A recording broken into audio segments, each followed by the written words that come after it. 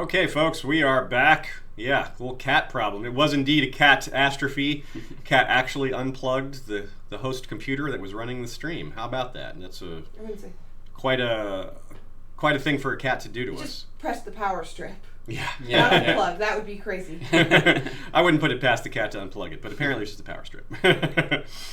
So, all right, I don't even know where we were, but we had announced the winner in Australia. We talked about the Kialo tournament. I think we were getting ready to start with the actual content. We'll give everybody a minute to catch back up with us. I'm sure a few people went wandering off, wondering what happened. And yeah, we are back. And we are having some very bad internet today. Nothing that seems to be apparent from outside. We don't have a storm or anything, so it's kind of confusing, but we'll make do. We'll do the best we can, and hopefully the gods of the internet and all that will participate and not mess us up too much. You might want to do the opening stuff again because it's not in the video anymore. Oh. Okay. Well, let us back up. We're going to start this whole thing over. Again. Okay, so welcome, everybody. This is week 7. This is episode 6. We are predicting episode 6. We're happy to be here and leak-free. False start there thanks to a catastrophe, but we are restarting after that false start. So apologize for those of you guys who have heard all this already, but we got to do what we got to do. And that is the life of a live streamer. Sometimes things don't go well, out of our control, but Shea is doing everything she can. That was not her fault, and we are back online now. So, Sean, you've managed to remain leak-free, I guess, for the most part? Yep, I have. As I said, or I guess you heard also the one comment I've heard of someone mentioning the episode that they had watched, but without actually spoiling anything. They said that up until this episode, nothing has happened so far. Right on. That is right on. So, yeah, we have myself. I think I might have been spoiled on something, but I'm not really sure. It was a weird comment, and I'm like, couldn't tell if it was a spoiler or just some weird comment, like a joke. And I could see it being real, so I didn't ask. I'm like, okay, and I just kind of nodded and just went about my day, and I just hope that wasn't a spoiler. I'll have to wait and see. Now, I feel like I've had less traffic on my Twitter feed, and I'm guessing there's certain people who have seen it but know better than to just spoil it, have just not been as active. And you know, sometimes people post up predictions when really they know. You know, it's possible someone like making a guess, you know, actually knows. But as far as I know, nothing's been spoiled for us. It's a very odd thing for our fandom to have to deal with, like this information coming out ahead of time. Can you imagine, like, from a book reader perspective, if just like George leaked a few chapters that that only a few people got to see? People like, hey, did you read the? You know, and he does leak chapters, but on purpose. You know, it's not and leaked. publicly, publicly, and he reads them, things like that. It's just a really odd thing to have to deal with in the fandom. So thank you all who have remained leak free, and please do not drop any leaks or any spoilers into the chat. That would be very uncool. All of us really have gotten this far without being spoiled. It would be a shame for someone just to do that. So don't do that. We're remaining leak-free, and we will stay that way. We're going to enjoy the episode when it airs and go out throughout all our normal processes. When this season is over, we are going to go ahead and watch all of next season. Yeah. We are assuming that'll be leaked too, right? We won't spoil you guys, though. We won't tell you.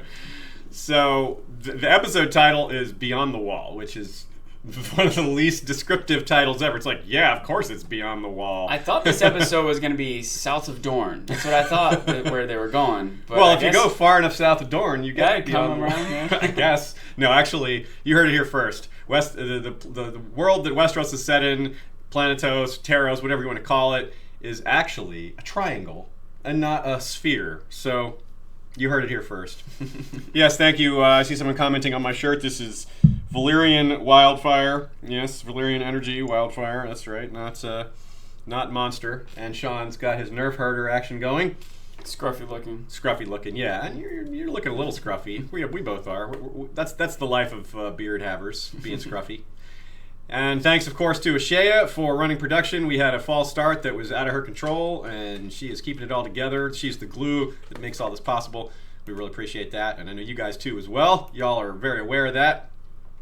So the trailers is what we're focused on, and not just these trailers, but the preseason trailers, which is always, as we've been going through the season, we've been keeping that trailer inventory, and because of that, we can tell that very little of Episode 7 has been revealed, and a lot of Episode 6 is just revealed kind of similar scenes, like lots of just shots of them running around in the north, at them looking at like, oh, what's happening, and the fighting zombies and whites and all that. So it's really not very revealing as far as, who's going to live and what else is going to happen in other scenes, because the other trailer shots we get are some stuff in the north, and there is some revealing stuff from the north. We're going to get to that.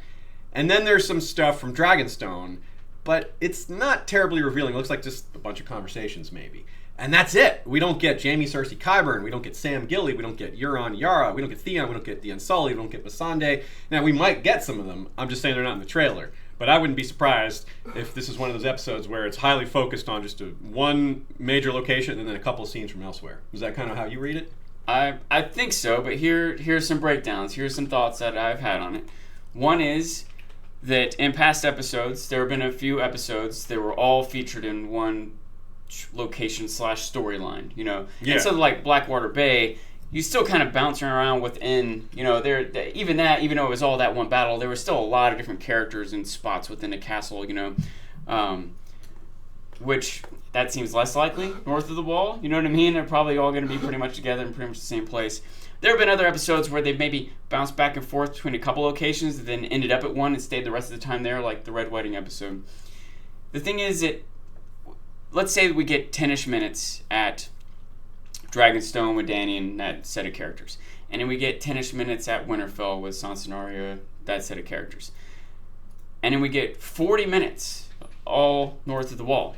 Which, by the way, if you think about that, 40 minutes north of the wall, that's easy to do. Like if we get maybe not easy, but I could see 3 minutes each of the 7 characters in fighting and battle kind of sequences. That's 20-ish minutes, absolutely. Yeah. And then if they match that with dialogue, which would be awesome, would be 40 total episodes. So that's an hour altogether. That's still 40 total episodes, you said. I wish you were right. Yes, 40 episodes. It's a super episode. But that still leaves 20 more minutes in this episode. So I don't know if there'll be a whole other set of characters. They're just not revealing to us if there will be a prison break with Bronn and Tyene going over the wall to escape King's Landing, or if it'll be a bunch of Bran visions, if we're already in Winterfell, a connection to the Night's King anyway. Please give us Bran visions. That would be really great, yeah. Part of me feels like it will mostly just center in the north, but I feel like they could spend a whole episode doing that and still have 20 more minutes to give us something else. Right on.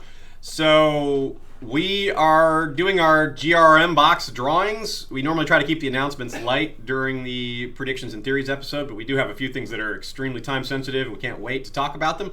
So again, the GRM box, we have that drawing. Send your email to WesteroSHistoryGiveaway@gmail.com to be entered. That's all you have to do to be entered. We will be drawing 2 more names next Saturday. This week, the winner is Gabriel Lee from Australia. We will be covering the freight to get that box out there because the Reed Pop, who makes the boxes, doesn't want to ship them overseas for understandable reasons because it's expensive. But we wanted to make sure at least one person got a box overseas. And Gabriel Lee, that's going to be you. Also, the Kialo tournament, really big deal. That is $10,000 to first place. If you can create a structured debate using their format, go there, Kialo, to read about it and learn the rules. But it's closing on Monday. $10,000 first place, though. Get in there, get that action, represent, win some money. Some of us are going to be judging that, and we hope to see your entries in there. Okay.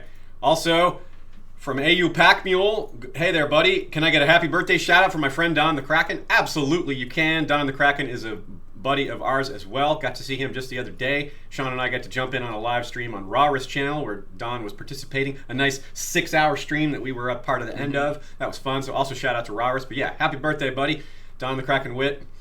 One of my council members, Rita, it's her birthday too. Right on. We have a super chat from Christopher King wanting to know if Cersei is really pregnant. I think so, yeah. Well, it was all but verified. There was a line as Jaime's walking in on Cersei and Qyburn that you can barely hear in the background, but he says to her, I could give you something, and she says that won't be necessary. And then she tells Jaime she's pregnant, and I think they put that in there to let us know she's deciding to not have an abortion. Right on. I totally agree with that interpretation. So I think she is really pregnant. It doesn't mean though that it'll come to term. She could have a miscarriage. She could have stillbirth. That would be, a way to add drama. We speculated a lot on this in Yeah. the last episode. The potential of it being Qyburn's baby and not Jaime's in the first place. The potential of her dying in childbirth. And the You mean Euron's baby? I guess it could be Qyburn's baby. did I say Qyburn? Oh, it was Qyburn's baby. New theory. Hey, it's it's not really very likely at all. That would be quite a kick. He comes out, looking with the black robe on. He's wearing a maester's chain as he comes out. If it's Euron's baby, he'll come out with tentacles for arms. Oh yeah, yes. That would fit in with the theme of really strangely deformed baby. Like Daenerys has a dragon lizard baby. Why not have a Cthulhu child? Why not? Yeah, it fits. We also have a super chat from Ashley Bailey, which was delivered ahead of time. Thank you for that. That was sitting here waiting for us when the stream started. The question is, do you think Jon and Dany are going to get married to avoid Jon having to bend the knee? Yeah, I think that's a way around that for sure. I think he technically doesn't have to bend the knee if he marries her.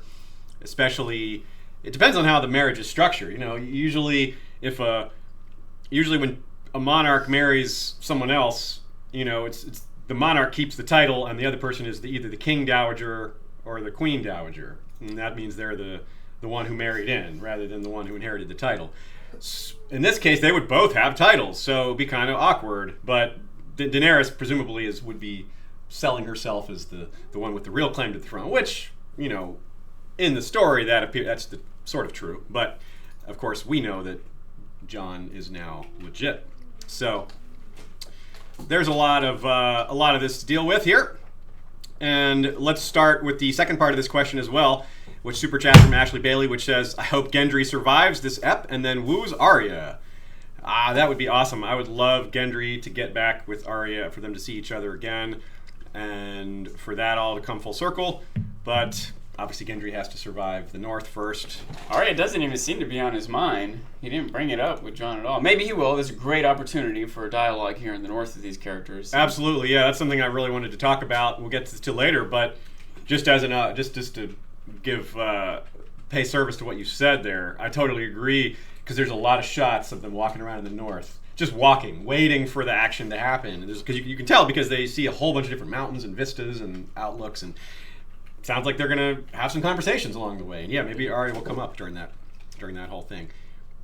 Already, they had just meeting in that prison cell. There was set up for a lot of interaction between that group of characters, and one of my favorite moments of the season so far was the discussion that Sandor and the Brotherhood were having, as they were riding along, coming up to that house, was one of the best bits of dialogue in the series so far. So. Yeah, that's true. Okay, so of course it's not just the trailer shots that we pay attention to, it's what's being said. And in this trailer, of course, there's Beric's speech about battling death, which is great, but for the moment, I want to focus more on Arya. We're going to start at the North. And Arya says, "Are you scared?" And probably she's talking to Sansa. It could be somebody else. It could be a trick. It could be an editing trick. But she's probably talking to Sansa. But it isn't. She's not saying it like in a threatening way. She's genuinely curious, like worried about someone, whether or not they're scared. And that leads us to take a look at some screenshots here. Here's one Ashaya's going to pull up where Arya is. Here's two different images here that are related. One, I want to get a close-up of her face so you can see that her eyes are a little shiny. It's almost like she might be a little tearful. And when we back up from the shot, you can see that she's dressed a little differently, and she doesn't have her weapons, which is a little unusual. And some of these other shots, we didn't pull all of them, excuse me, but Sansa and Brienne, and there's like a somber mood in a lot of these shots. I feel like maybe they've gotten word that Jon has gone north and they're worried about it, but that doesn't really explain why Arya would be tearful or why she'd be staying on their weapon list. Because Arya's not going to be like... Arya's stubborn. I don't think she's just going to be worried that Jon's dead. So I think something else happened. Like someone else died or someone was killed. And then we talked about Arya maybe killing someone on her own because she was threatening those lords. So maybe but if she's crying, then... why, what's the deal? Maybe out of guilt, maybe she feels bad. Maybe she realized that she did something wrong or bad. She acted too quick, made an assumption, Littlefinger fooled her, Yeah, so I'm not quite sure where that's going. And maybe Arya's faking it. Maybe maybe Arya killed someone and then is pretending. But that would be a very tricky. Now, interestingly, none of these shots in the trailer have Littlefinger in them. We see Brienne, we see Arya, we see Sansa, and that's about it. I mean, I think there's some other random Northerners in the shots as well. But we don't see Glover, we don't see Royce, and we don't see Littlefinger. So, and those are the only other real characters that are around. We haven't seen, I mean, Lyanna Mormont might be around, but we haven't seen her in a few episodes either. And there's a few other Northern Lords, like Wyman Manderly was in there at the end of last season. But as far as the characters that we've seen around the North this season, if one of them dies, if that's related to this, then, you know, we might have had it backwards. You know, we all this time we were like, Littlefinger will die and Royce will take over. Well, Royce was the one of the two that stood up to Sansa and was like, hey, I'm here for you. So if Arya's going to make some move, or if someone's going to make some move, we might have had it backwards. No, I mean, there's very few candidates here for who could die at Winterfell unless they just, you know, bring someone new into the fold. A thought just came to my mind. It might not be something that happens. It might be something that's going to happen. What if Bran has a vision and tells him, Jon's in trouble? Okay, I didn't think of that. Yeah, that could be it. Bran, yeah, you're right, to bring Bran into the mix here. Because and of course, the problem with bringing Bran into the mix is... Yeah, who knows what's going to happen. The range of possibilities is gigantic, especially if you're bringing flashbacks into the mix, too. But it also, it's not too crazy. It's definitely in a relatively narrow range for him to give a warning of Jon being in danger. Yeah, right? So, yeah, absolutely. So I see we've got around 350, 360 people watching live. That's great. We knew we'd have a smaller turnout today because a lot of people have already seen the episode, and what's the point of watching a predictions episode when you've already seen it? Well, maybe you just come to hang out, or maybe you want to see how wrong we are. Maybe we want to laugh at our bad predictions, or say, "Ooh, those guys are predicting well." But the problem is, if we predict well, people will think that we actually watched. Yeah. But no, we're not going to pull that nonsense. We could just sit here and talk about our beers and our drinks, and you guys will still listen, right? At least for a few minutes. So we also have, of course, the letter. That's still got to be part of this. And that's the thing about this, is none of this looks like confrontation. These shots that we're getting from the trailers, none of this looks like confrontation over that whole letter situation. It looks like maybe what we're seeing, these trailer shots, is the second half of that. Like after that's already blown over, or maybe it's still in progress, or I'm really having trouble figuring this out. They're doing a good job then, I think. Yeah, that's a good point, yeah. Which is funny because they also did a very bad job in HBO Spain letting this episode out. Put a little less effort into tricking us with the trailer and a little more effort into securing the episode. Yeah, seriously, yeah. I see a lot of people calling it home botch office, which is too bad for them because they do such a great job making the shows, and, but it's they've owned that teasing, I think. It's gentle ribbing. We're not hating on them much. So they definitely are playing coy with us, and that seems to be a typical thing for them to do with these end of season things. They give us like battle shots, action shots, but they conceal a lot of the main reveals. And I'm realizing with the lack of some of these other characters being shot at the trailers in Winterfell that it's clearly what's happening. We're missing a lot of stuff. So I really don't know. We have a question from Mike the Knight. What do you think Arya is going to do about Sansa's letter to Robb? It's really hard. I think they're going to get over it. I think they will, one way or the other. Sansa's going to figure it out because we have, the Lion Game. We brought that up before, the Lion Game issue. And here, let's pull up this other image of Sansa. This is another one. This kind of backs up the same kind of thing that's being shown with Arya. O'Shea's going to pull up Sansa being a little tearful as well. So something that they both are tearful about. So if that adds any fodder for guessing, I'm going to say that my first instinct was similar to yours, that Littlefinger will stir the pot, they'll have a confrontation, but then they'll realize the truth of it and move past it. But I'm more suspicious of that now. I don't think they would stir this up just for like 2 episodes. I think that a deeper rift might be created, or a bigger problem might be created. I think that Arya might do something she shouldn't do, or some rift between Sansa and Arya might be created that damages the relationship between Sansa and Jon, or Arya and Jon, or ends up forcing Brienne to have to physically stop Arya from doing something, and that might cause a rift between Arya and Sansa. I'm not sure, but I have a feeling that this isn't just going to come and go in 2 episodes, especially given how long-term a lot of Littlefinger's plots are. Even if they did come to terms over this, I still suspect there will be more to it, Yeah. We have... It's really difficult to figure out how Sansa's letter plays into, the rest of this. Like, maybe that leads someone to make a mistake, or leads Arya to take action on her own, or it leads to... I just don't know. Like you said, Bran getting into the mix just opens it wide open too, and that's just really confusing. And anyway, I guess we are just kind of lost a lot on this. So what are you going to do? We have a super chat from Acre Frey. I don't see a question attached, but appreciate that. Oh, here it is. What happened to Rob's letter north, and who's he sent? The one where he proclaimed his heir and perhaps other orders. Will we ever see that again? Well, that's book only, Acre Frey. That didn't happen in the show. I don't think he did that in the books. Unless I'm in the show. Unless I'm remembering wrong, I don't believe there was a will in the show. Not that I know of. So. Okay, yeah, that backs that up then. So, yeah, but that is a good question for the books. I wonder about that as well. But apparently it's not going to matter in the show. So... back, just another thought stewing in my mind. There's a scene of Arya looking under a bed. Yeah. And there's a scene of Arya without her sword. Yeah. What if it was taken? What if someone went in her room? Well, no, we already saw the shot of her looking under the bed. Oh, that was when she was snooping around Littlefinger's room. Yeah. Yeah. And she wasn't just missing her sword; she was missing her dagger as well. Yeah. But I don't think anyone stole it. I think that's just a funeral or an engagement or some sort of event where it would be appropriate to be armed, which is unusual because they're pretty much armed for everything. Yeah. But yeah, and I also think if someone stole her weapons, she would just get new ones. It's not like it's hard for her to go to the armory and get. Well, I'm wondering if maybe they were seized from her, like Sansa told Brienne, "Go take Arya's weapons." Huh. Okay. I'm worried what she's gonna do, something like that. I don't know if that's likely, but I'm just trying to piece together what we have. Yeah, that's a good point. Okay, so let's move on. It's difficult to figure out what's happening in the north there. They're doing a good job of keeping it hidden and sneaky. So what are we going to do? Let's go to Tyrion and Dany all over Dragonstone. The reason I'm calling it that is because there's shots of them in a bunch of different places, walking around Dragonstone.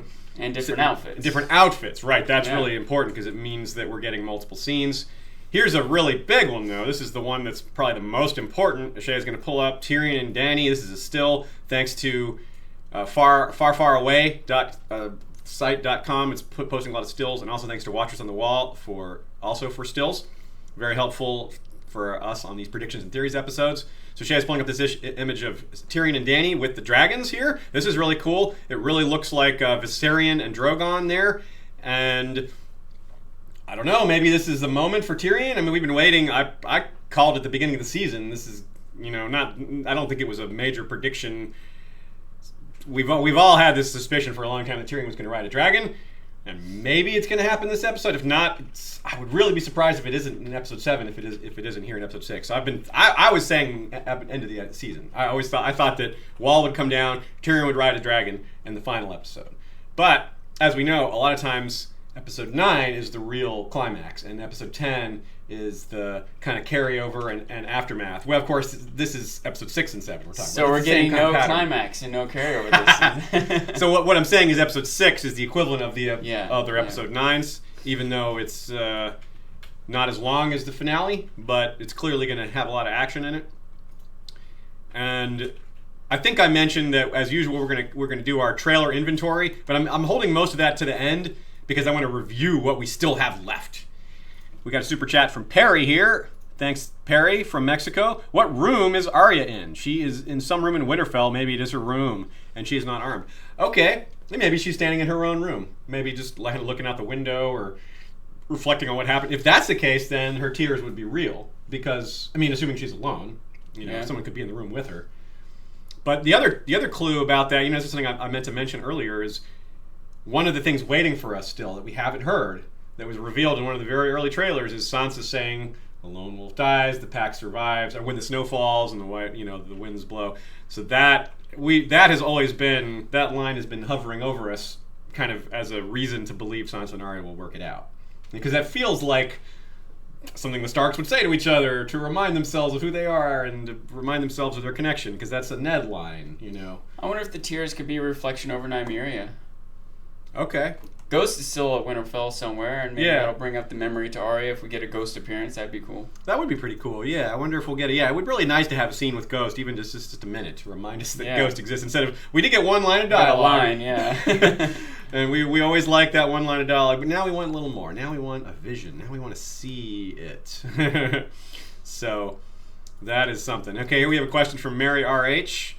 What is it with Show Tyrion and his doomed / problematic / generally bad ideas? I cannot figure out if it is deliberate choice or just a product of the writing / compression of plot lines. If the White Hunt goes badly, which of course it will, in a visually spectacular way, I wonder if Dany will hold him accountable, or will there be any discussion about his role contributing to Snowpocalypse? Will we get that far in this episode? Well, I don't know if we'll get that far in this episode, but I certainly have been very unequivocal about this being a bad plan. Not even the white grabbing part, which I think is weird. I think it also is kind of dumb, but it's more weird than dumb to me. But the trusting Cersei part is the dumb part. Like, that's where he really should know better, and I don't understand why he is blind right now to that. Maybe because he just overly trusts Jaime? Yeah, I've tried to point out that aside from trusting Cersei, they may still get value. Other people beyond Cersei might become convinced if they can get this proof, if you will. And it's also worth noting that a two-part thing. It's just talking about Tyrion's ideas here. One, it's not like Tyrion came up with this, insisted, everyone disagreed, and he pushed for it anyway. He came up with this, and everyone else was like, yeah, sounds good. There's a whole room of people who were both had their own ideas and or were involved with this plan actively to risk themselves in it, and they all said, yeah, let's do it. And so it'd be hard to blame not that Dany wouldn't blame Tyrion, but it'd be hard to. And some of his other plans I think were good. There just happened to be something about it that went wrong, or someone had a better plan. You know, it's hard to give Jaime credit for planning well if Tyrion's plan was bad in the first place. Does that make sense? And I don't think many people off the bat predicted what the problem with Tyrion's plan was going to be. You know, I think that it was a decent plan, and that he just got outmaneuvered by another person with a decent plan. So I see that we've had a few people dropping spoilers in the chat, so please be careful, folks. And obviously, I don't need to tell you all not to do that. You know not to do that. Whoever is doing that is clearly not going to listen to me. So someone's just, you know, a real troll and is very thoughtless and probably has a very low self-esteem, because only someone with real problems would enjoy ruining other people's fun, as if that's some sort of actual fun activity. Anyway, let's not waste too much time on trolls. We got a couple super chats here. The opposite of trolling from J. Hazel Bardot. Sorry if that's said wrong. Since the Baratheons have some Targaryen blood because of a great-great-grandmother, doesn't this make Gendry related to both Dany and Jon? Cousins. Do you think they come to realize that in the show? That is technically correct. The best kind of correct. Futurama joke there. Hopefully y'all got that. Yeah, he does have a drop of Targaryen blood. It's a very small amount. So did Robert, so did Stannis, so did Renly. And it probably won't be brought up. It might be, but I have a feeling it's not going to matter. But it is kind of relevant because it certainly comes up in books in some way. Certain other distant relatives of the Targaryens get involved with dragons one way or another, with it maybe going well or maybe not, without spoiling any book stuff. That is absolutely a thing in the books, which is partly why some people wonder about it in the show. I don't really think so. I mean, they hardly even touched on who are going to be the next riders, let alone these distant dragon relationships, so I just don't think they have time for that. I don't think that they have talked about that distant blood relationship in the show at all. Maybe very offhand, just to talk about partly why Robert was ahead of the crowd when they needed, who was going to be king next. His heritage helped push him over the top, in addition to him being a charismatic leader. But I think you're right. I think it's been either not touched on at all in the show or only touched on in the extended material. One line 5 seasons ago or something, yeah. It's certainly in the extended material, like the theory, histories and lore and the, off-screen stuff. But yeah, I don't remember if it's specifically mentioned during one of the seasons. I doubt that it'll be a significant issue in the plots unraveling. We also have a super chat from Nancy Groth. Thank you, Nancy. The shot of Tyrion and Dany and the dragons. It looks like Dany is wearing a wedding dress, and Tyrion is escorting her as hand of her house. Now, I'm pretty sure we've seen her in white before, and without getting married. We did see her in white. To repeat most of that. They lost it all. Oh, repeat most of what? I don't know what most of what is. Sorry, people will hear you ask that in a second, and you will be able to clarify. Okay, apparently we had a little bit of an issue there. I'm going to back up to the beginning of Nancy Groth's super chat. Hopefully that's far enough. The question was the shot of Tyrion, Dany, and the dragons. It looks like Dany is wearing a wedding dress, and Tyrion is escorting her as hand of her house. That's pretty interesting. But we have seen Tyrion and we have seen her in white before. We did see her in white when she got married, but we've seen her in white without getting married. However, that is an interesting interpretation, especially because of the way those dragons are kind of like arrayed in front of her. Yeah. You know, the way it looked a little bit ceremonial. Vaguely, yeah. Especially now that you mention it. I didn't really catch that, but now that you mention it, I got to agree. But what could it? Who? You know what I mean? Like I don't know what the. Yeah, I mean, I guess Jon. It would have to be Jon. So they're gonna have this whole thing in the north with Jon and have him come back and get married. It's a long episode. I mean, I guess it could happen. I feel like she has worn white many times, but not recently.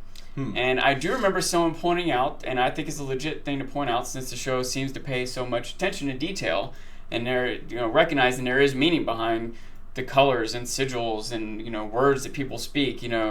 That Dany had shifted from wearing red trim. She's mostly been in black and gray recently, but with a red, Targaryen color cape. But in I think it was the last episode, maybe 2 ago, but she had a more pale, grayish, maybe bluish tint, that people were suspecting maybe it's indicative of her warming to Jon, being closer to this House Stark feel than this fiery Targaryen feel, Right and maybe that's more of this here. Maybe it's not necessarily a wedding ceremony. Maybe that's a job. Maybe it is, I guess, but maybe it's just more symbolic of her moving closer to the white of the North and of the Starks. That would be interesting, yeah. Maybe she marries Ghost instead of Jon. It's a nice day for a white wedding. Both in white there. Another super chat. We have a white wedding. Oh, maybe she's marrying the Night King. Well, if she marries Jon, it's already sort of a white. Oh, I didn't even think of that. Yeah. Oh. Ayo. We've got a flood of super chats. Thank you all very much for that. That's a nice respite from people dropping spoilers into the chat box. Amanda Mitchell says, maybe Bran dies this episode. Makes sense to why he would give Arya the Valyrian blade and why they're both teary-eyed. Wow. Yeah. That would be something. That is the one character that's with them that I think they would both be really broken up about, genuinely. Because we're thinking about maybe Arya's faking. I mean, that's kind of a long shot, but it's obviously possible that Arya's faking, especially if she's responsible. But I feel like that's not as likely as someone they care about, because given that we see other people looking really somber. Because Sansa's not going to be faking, and I don't know if Sansa would be broken up over Glover or Royce dying, and she certainly isn't going to be broken up over Littlefinger dying. So and Bran is the only one there that they're really close to, because everyone they used to know from Winterfell is gone. I mean, Podrick, Brienne, Brienne was one of the people standing there looking somber, so it's not her either. All right, my brain's really stirring on this, okay? But and I see some ways that make sense, but what would cause him to die? Let me tell you what I think might be a little more likely. What if he slips back into a coma? What if he's in a psychic battle? I've predicted since before the season he gets in a psychic battle with the Night King and gets stuck there somehow. And his body's still laying on a bed with his eyes rolled back or whatever. And that's why she's teary-eyed with no sword, laying over his bed as he seems to not be conscious anymore. And then we see the Night King has him restrained or trapped in a crow or something, That's really something. Yeah, so I hope not. Wow, I really don't want Bran to die. But that is, I gotta say, that's a pretty good theory. All right, super chat from Dornish Dan. Is it conjecture or established, book or show, that the Children of the Forest caused ecological disaster, as in the long seasons, the flooding of the neck, and all that? If established, why trust their judgment? Well, I mean, I guess it's possible they're playing a long con, but it's very clear that the children have been working against the White Walkers. They gave Dragonglass to man. They gave other, technology, and they fought the Walkers in, season 6. We saw them help. They're throwing their grenades and all that. Yeah. So it's clear that whatever connection they had before is no longer, they're no longer allies. But it's also possible that the children, in fact, likely the children aren't, monolithic. Some of the children maybe are responsible for creating them, and other children weren't down with that. They were like, no, this is going too far. Also, to answer the first part of that question, though, it is conjecture in book and show that the children caused those ecological disasters, and that the long seasons is potentially related to that. The thing is, this is a superstitious world, and people aren't going to attribute natural disasters to natural disasters. They're going to attribute it to big magic. So when the neck was flooded, we're told the children did that, but it might have just been a real ecological disaster that people are blaming on the children. Like when the arm of Dorne broke, that could have just been a tsunami, an earthquake. But it might have been a magically caused, so it's really... It's not just a superstitious world. There really are dragons and resurrections, It's not just superstition. So that doesn't mean that there can't also be a plain old natural disaster, but it's totally unreasonable for people to attribute it in this world, especially to the gods. And a couple other thoughts on this really stir me up quite a bit. Like you said, that it may have been...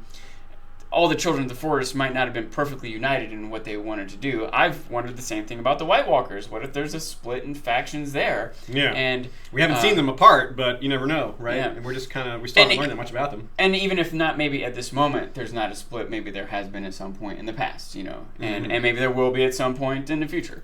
And I also wondered, seeing the Magnificent Seven in dire straits here, maybe how they get out of it is the children of the forest. I don't know if there could be any left and how much effect they could have in rescuing them from this scene.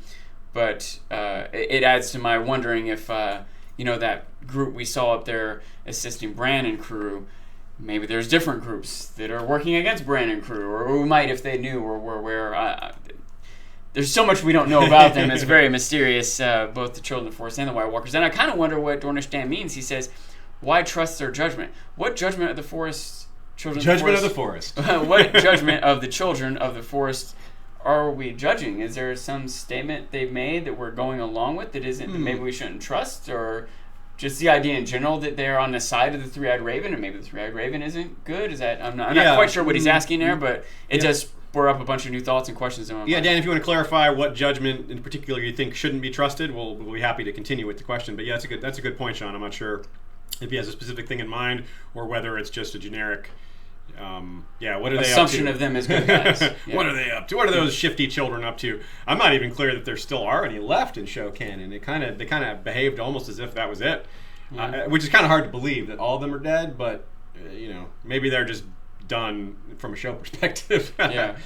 Also, a super chat from AU Pack Mule. I don't see a question attached, but I assume maybe that was related to our birthday wish for Don the Kraken. So I'll repeat that. Don the Kraken, happy birthday, buddy.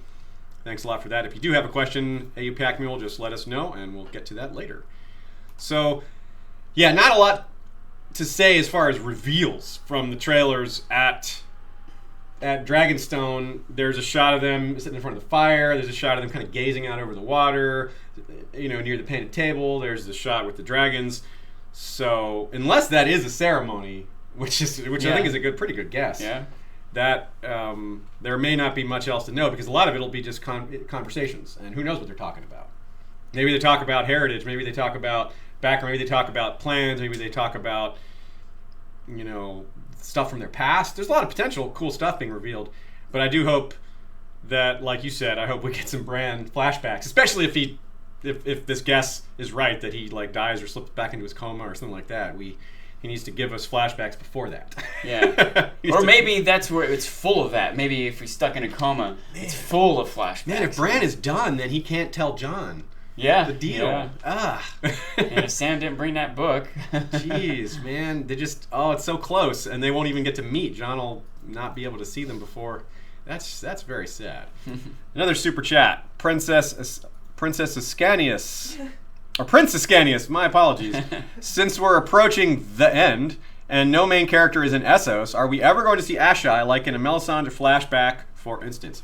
Well, George R. R. Martin has said that we won't see Ashai in the books, except for maybe in a flashback. And again, like you say, Melisandre is highly likely to be the one, because she is got at least one POV chapter, and B, she's been to Ashai. She's lived there, whereas the only other character we know of who's been to Ashai is Euron, and I really don't think we're getting a Euron point of view chapter.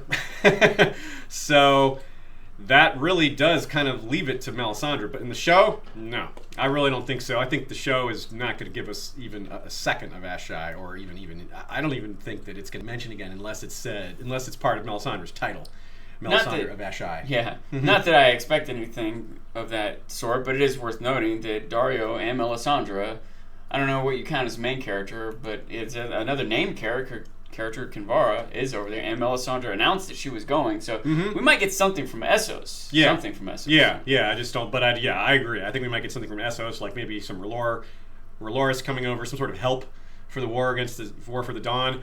But or even a dilemma for Dany if one of the cities she's conquered and freed the slaves, if she gets a message from a Daario, hey, I need you back, your dragons, they took over the city, That's entirely possible, but unfortunately none of that involves Ashai. Ashai is as far east of Meereen as Slaver's Bay is from King's Landing. It's so far away. Really, really far. It would take 2 whole episodes for someone to travel there. Varys Littlefinger could do it in a minute, but anyone else, slow journey. Okay, so let's move to Beyond the Wall.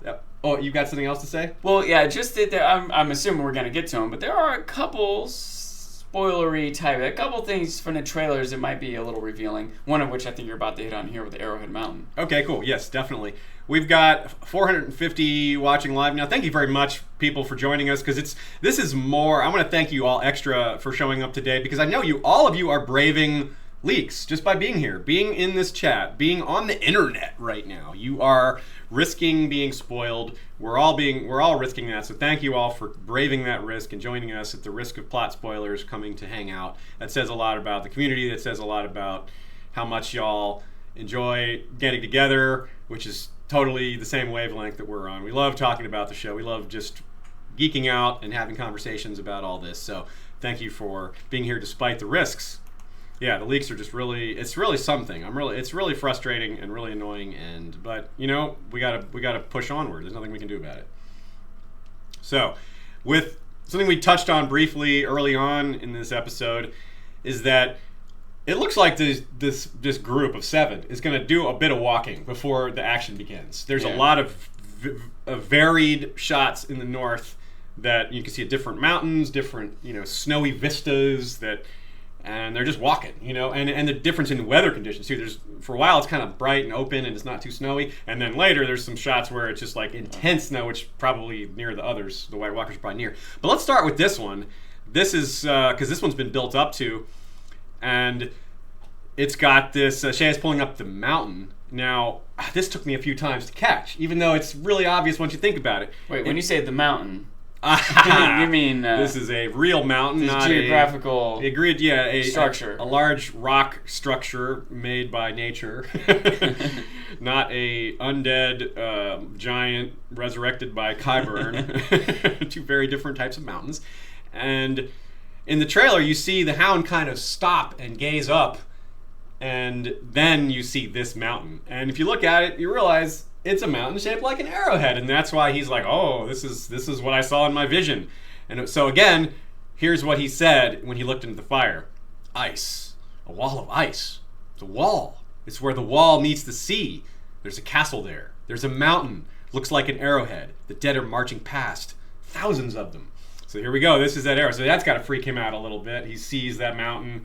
I mean, the Hound's pretty brave. The mountain's not on fire, so he's probably not too worried, but it's got to send a chill down his spine. And I don't mean a chill of cold, because it's already damn cold up there, and he's not wearing his hood.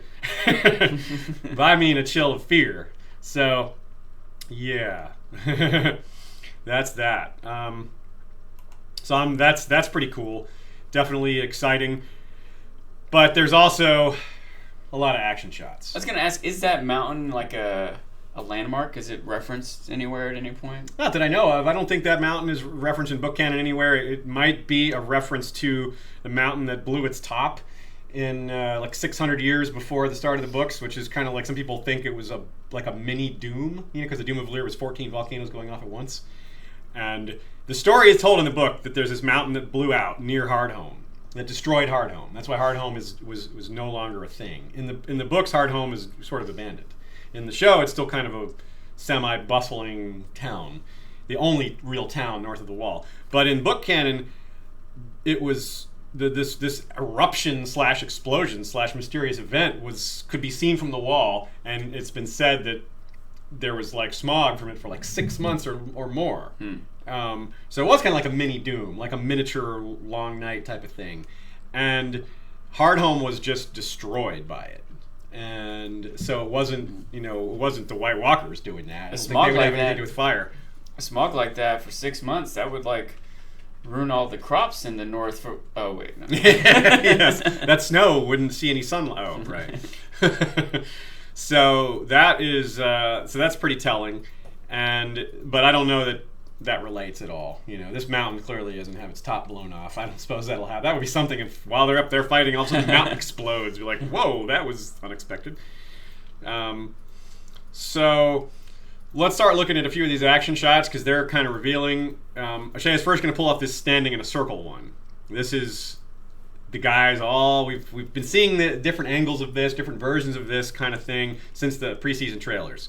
It is like kind of a hint that either that Night King / the Walkers are nearby. It is like, whoa, just maybe just an intense storm, but I think it's evidence that the Walkers are nearby because it really had that feel of what Bran was seeing when they were on the march, and you could see the storm coming towards you when it was like they're all contained in this like their own cloud. Yeah, it kind of feels like these guys are in that cloud. Is that kind of what you see there too? Yeah. It could just be a regular storm, but if they're in a circle, what are they in a circle for? They're defending. Something's coming at them, right? Here's another shot Shay's going to pull up. This one scares me. Sandor. What is Sandor doing with a hammer here? Yeah. That looks like Gendry's hammer. This was what I thought was maybe the biggest reveal of the trailers is Sandor with that hammer is an indication that Gendry doesn't have the hammer. So now the puzzling thing is here, even if this means Gendry is dead, why is Sandor using his hammer? He was using a sword earlier. Like, there's all these shots of Sandor using a sword. Like, that doesn't even necessarily explain it. If he's like, this hammer's better for dealing with the undead. Maybe that's the case. So he just decided to grab the hammer. But there's a small chance that hammer came from elsewhere, because there are these other wildlings in the party. Although wildling with a warhammer seems kind of unlikely. That's not the usual kind of weapon a wildling would have. However, Tormund is wielding this big ol' axe. So they've armed themselves from the arsenal of the Night's Watch. So it doesn't have to, a wilding weapon that I think if we think that through, a wilding with a warhammer is totally fine given that. But that might be wishful thinking. Yeah. Still, I would be puzzled why Sandor would pick the hammer up even if Gendry is taken out. So I'm not sure. Maybe at some point he becomes disarmed somehow, but. Could be like one of those action shots where he's like, Sandor! And he tosses the hammer to him and he grabs it and smashes the guy. Yeah. Could be just a thing they did to fool us in the editing. I don't know. But I hope it doesn't mean what it looks like it means, which is that Gendry's in trouble. One thing I pretty much fully expect at some point here, someone's going to sacrifice themselves for the team. Someone's going to, you go ahead, I'll stay here, but you can't, just go! And they're going to hack a bunch of people down, knowing that they're going to die while everyone gets away. And maybe that's Sandor, but again, why does he have the hammer? Maybe it's Sandor and Gendry together, and the two of them while everyone else escapes. Although we have many other people higher on our worry list, but maybe they're already dead at this point, and only Jon escapes. There's a lot of ways I could play it out, but I do agree it's odd. It's not like it's impossible. We can come up with a bunch of ways for him to get the hammer, but it's something to ponder, and it's definitely something to make us extra worried about Gendry. Now, we've been seeing all season long, from the beginning of the trailers, from the preseason trailers, these action shots that appear to be very much related to this trek beyond the north. But they're clearly hiding a lot from us. Let us take a look back without bringing these images up, just to kind of remind ourselves what we're still going to see. We've got Jon fighting a White Walker. That was in this trailer, as well as in the preseason trailer. So that's happening. Not Night King, just another White Walker. We see the dead rushing through this narrow pass. We also see a shot of that narrow pass as the men are running through it. So it's clear that the group makes it through this little narrow pass, and the dead are following them. And in the distance, you can see this little rock face that they're running towards. And in the preseason trailer, you see the group standing on top of this rock face, and eventually they get surrounded. Beric's got his flaming sword. Jon is looking in another direction from him, and it looks grim. It looks like the dead have completely surrounded them. So it seems like something's going to come rescue them. Benjen is obviously on the table. Benjen's got to appear at some point. He's beyond the wall. He said he'd come help. He said he'd help as long as he could. And if this episode really does end with them having gotten back over the other side of the wall, Benjen's certainly, a candidate to die, right? And to, die. He's already dead. Yeah. To permanently die or to die again, or I don't know what you call it. But there's also another shot from the preseason trailer that has Jon kind of cutting down someone, maybe a White Walker, maybe not a Walker, maybe a Wildling, maybe most likely a White. But there's a bunch of fire in the distance behind him. Now, it could be Beric's sword. It could be Benjen, because Benjen used fire to fight the Whites when he was rescuing Bran and Mira. It could be Dragonfire. It could be Dragonfire, yeah. I mean, there's a chance. I feel that's least likely, but... Yeah, a dragon could fly up to the north. That's obviously... when in that trailer shot where Dany is gazing out over the water, over the painted table, I was wondering if she was thinking about something like that. She's thinking, like, I should be helping him, or I should be up there. But yeah, I agree. That's maybe not a long shot, but I wouldn't call it likely. But it's got to be on the table with all that fire. It does seem, my default is that they're going to have to be rescued somehow, or I guess my default isn't that they're all going to die, but my defaults are going to be at least a few of them are going to be rescued somehow. But I do still have another thought, the potential that the army just passes by them like they passed by Sam, that they're almost insignificant. These are 7 random dudes. We've got thousands and thousands. Then just march by, and there might be some incidental combat as they pass by. That maybe the whole army will just come and pass, and they'll just be left there standing on that ridge with a couple of them dead after the fact. I don't know how likely that is, especially if the White Walkers are part of this group. It doesn't seem like they will ignore them.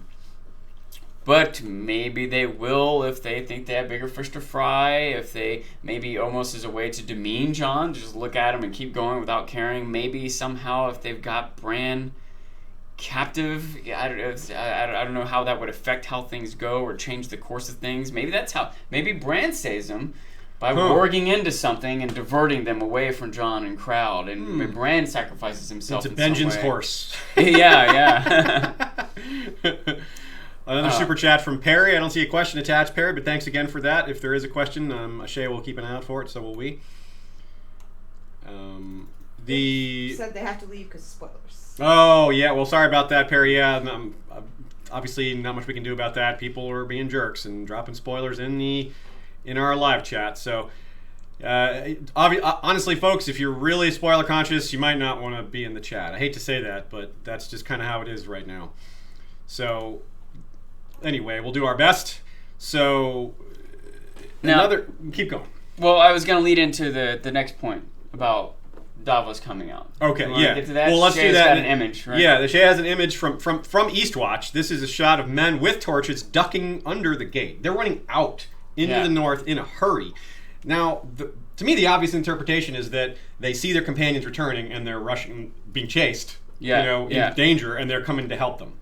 Or I wonder if they can see it far enough out, they see them like surrounded on that little ledge or whatever. If someone can see that happening. I don't think they could, because remember how much walking they do before they get to that point? Well, how much running do they do on the way back? They do a lot, I have no idea, but you got to think that if the wall was that close, they wouldn't stop on that ledge. They would just keep running. They would have kept running, but maybe they're being overcome. Also, you can see in one of the other shots, you can see beyond that wall. You can see as they're running towards that platform, the wall. And beyond you cannot that, the see wall's the wall. not like right there. It's not there, and the wall is so huge. You would think that if it was close. Because that was part of my thought. Is I think the wall, from the wall, you should be able to see miles out. Yeah, I mean, don't have much detail, and so they might not be able to run miles back and outrun the walkers. For even 2 miles, they might not be able to outrun them, That's even though true. it's quote unquote that close. And of course, as we know, there's a lot of them running in the trailer. Yeah. But that might also explain the fire. Those men running out from Eastwatch with torches. Yeah. They may somehow use fire to create a barricade to make way for a rescue or something. Something like that, yeah. I totally agree that you can see pretty far from the wall. Maybe not that far, but you can see, remember Jon and Sam, they see Benjen's horse returning in season 1, and it's pretty far off. And, with 700 feet up in the air, you should be able to see pretty far. Yeah. here's another super chat from Dornistan. Sorry for my ignorance, but are the ice dragons or white dragons a real thing? If so, what do they breathe? Well, I don't know. It's certainly they're a part of legend. It's mentioned a lot in the books as a feature of legend, and it's one of the constellations. The ice dragon is a constellation in the sky. Its eye is one particularly bright blue star, and it's kind of like roughly like the North Star, if I remember correctly. And there are tales from the ancient past of ice spiders and other undead beings that were raised by the White Walkers. So, as far as I'm concerned, anything that was living, they can raise. I don't know if it will be able to breathe fire or breathe ice, but... Where's old Nan when you need her? If we see on screen a dragon breathing like a cone of ice, that's going to be great. Of course, it implies the dragon is dead and resurrected by the Night King or whatever. Would the Night King then ride this dragon? Is that how he can get over the wall? Whoa, he can't bring his army that way, but... He could wreak some havoc. Daniel wreaked some havoc. This is getting to be more epic than I can stand. Just... Whew. So they are, I don't know, Dornistan, I don't know if we'd call that canon, but they are all over the ancient legends. I mean, it's brought up many times, and whenever something's brought up many times, it seems like there's a good chance that it's real. It is something that I had brought up as a potential before, that it's not like everyone in this undead army, they just died like 3 days ago and just got resurrected. It's anybody in the north, right? And we know that they're not even as effective, but what we saw fighting Bran and the children, seasons ago, they were more skeletonized, if you will, right, than the zombies we see walking in the more current shots. Yeah, they've been dead a long time. So it seems like there's a range of the state of decomposition that the dead could be in when they're brought back, which means they could do it for something that's died longer ago. Which, if there used to be dragons more commonly around the world, then there might be some dead dragons, and those maybe could be resurrected. So. It seems to me like it's a strong, there's plenty of evidence and background or whatever to set that up. Whether that makes it likely, I don't know. I can't decide if that was a likely thing, at least to happen in this episode. I feel like we would know. I feel like they would have put that in a trailer. There would be an image on a poster, or people would not have been able to contain themselves that watch leaked episodes or whatever. Yeah. If there's some kind of ice dragon, I suspect not this episode. Yeah. Probably not this season. But if it's like a reveal right at the end of this season, it'll be the feature artwork for next season. It'll be just all over everybody will be making ice dragon art, ice dragon memes, just... Yeah, we've had to wait 2 years for you. Or we're going to have to wait 2 years to see more of you, or whatever. Yeah. Here's a super chat from Craig Lewis. Good work, guys. I appreciate the work/art. I had a little drunken rant last night about people using leaks to avoid the hard work you put in. Yeah, well, thanks for that, Craig. What are we going to do? Some people just, they approach the material a lot differently than we do. And it's fine. I don't mind people watching leaks. I obviously very much mind them dropping spoilers in our chat and at us and tweeting them at us and sending us messages about it. But... I think, I've heard from other YouTubers and podcasters a lot worse. I think our fans, you guys, have been maybe a cut above the average, because I've heard a lot of our other co-creators, people we're friends with, have been a lot bitterer about getting spoiled, and I think I've mostly been able to avoid it. So I think that says a lot about you guys, that we have fewer trolls. I think there's I don't mean this to pass any kind of judgment, but there's a huge range of people that are interested in Game of Thrones or in media in general. There's, and some people are a little bit more like, excited, they want the cool stuff and the flashy stuff and the action and the hot chicks or whatever, And there's other people who are a little bit more, I don't know, deliberate or intellectual, who are more concerned about the symbolism and the history and stuff like that. And I think our viewership tends toward that end.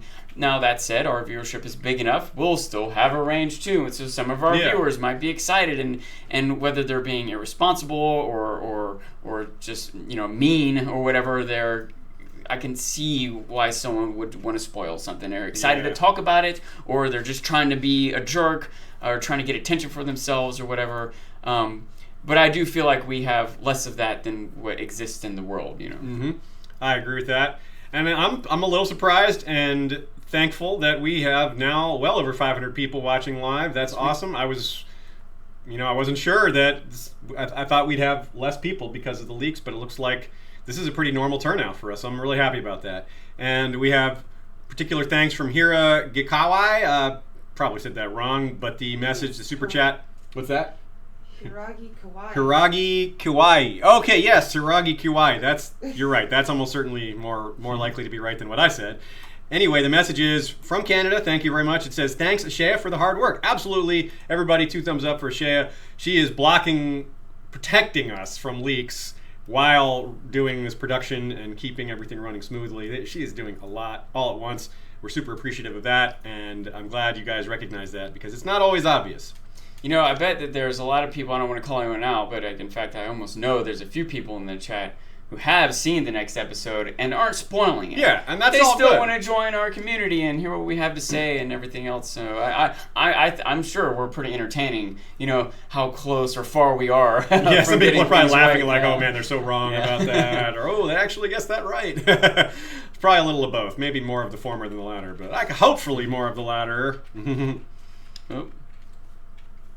Baker Frey says the stream is off. Oh, and he says it's back. Didn't give me any Okay, cool. notification that it was live. Apparently the stream dropped for just a second maybe on some people, but it's already back. So I don't know if that even happened to everybody, but we're dealing with a lot today, folks. Not just leaks, but technical issues. Thankfully, the cat who shut the stream off by turning off the power earlier is now cuddled up with Shea rather than licking my fingers. Running all over the place. He's licking fingers. That's a lot better thing for a kitty to do than pressing power buttons. Pressing power buttons, yes. We never wanted to push any power buttons, none at all, not the single one. Okay, so let us keep moving. We've got I pulled a bunch of questions ahead of time. Now remember, if you are checking this out afterwards, if you're watching the video, you get the whole thing. But if you're listening to the podcast, a lot of the questions get cut out because we got to keep the episode short, given that the episode airs tomorrow night, and I got to get this thing edited and up so people can listen to it on podcast Saturday night and Sunday morning. So let us do that. But as I said, before we get to any questions, let me first talk about our trailer inventory. We've been watching this all season long, and it helps us make non-leaky predictions. And of course, we got Ari looking under the bed this last episode, and we got Littlefinger peering around the corner. So I'm pretty sure we've gotten every single Winterfell scene in the trailers that we've seen now has happened. So I think pretty sure everything we saw in this trailer was new. There was that one where Arya and Littlefinger duel. They haven't showed us that one yet. Or was that last episode? Did we already see that one? That was one of Bran's visions. Yeah. That was one of just wishful visions. We also are... So here's what we're probably getting. There's a lot of remaining ones that we're getting here.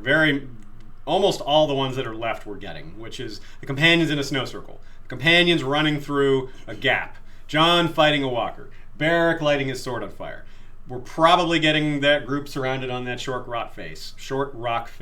We're probably getting that shot of someone riding off on a horse, which appears to be Jon. It's probably Benjen's horse, but maybe not. Did anyone on that short rock face have an Irish wristwatch? Well, if so, they know what time it is. And if we also are probably getting Jon cutting down someone with the flames on the rock shelf behind it. We talked about that. But we're probably not getting. This is what's left. We're probably not getting the person, which we still think is Sandor, but other people have given other theories like Bronn, even Dario has been suggested, which I think is a long shot. But hey, I can't say no. I can't say it's impossible. Yeah. Getting out of the box, or maybe not even getting out of the box, but standing in front of the box and drawing his sword clearly in the south. There's a guy with a Lannister shield there, so it's probably King's Landing. It might be the Dragon Pit. Hard to tell. That's still coming. That's probably not this episode. So that's probably the finale. And then there's this other puzzling shot of what looks like Theon stumbling into the surf with a small boat nearby. Now, I assumed when we saw that preseason that had to do with this battle with Euron. Yeah. Like recovering from that. But it did not happen. Yeah. So that's still coming. So that's, we've been widely predicting, well, not predicting. It's what he says he wants to do. He wants to go rescue Yara. So it's not really a prediction. The only prediction is whether or not this actually happens. And I guess he's going to need help from Daenerys to do Or this. whether it happens this season, or, yeah. So the only clue we have is that, and it hasn't happened yet. I'm guessing that is also coming for episode 7.